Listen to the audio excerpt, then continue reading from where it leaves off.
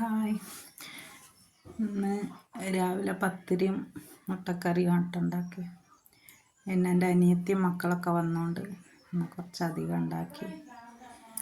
ഞങ്ങൾ പൊടിയിലാണ് ഉണ്ടാക്കൽ.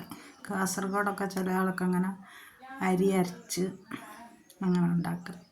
ഞങ്ങൾക്ക് ഇതാ ഈസി, ഇത് പെട്ടെന്നാവും. അങ്ങനെ പത്തിരി ഇങ്ങനെ ഓരോന്നായിട്ട് വേഗം വേഗം ചുട്ടെടുക്കുകയാണ്. നല്ലോണം പൊള്ളി വരുന്നുണ്ട്.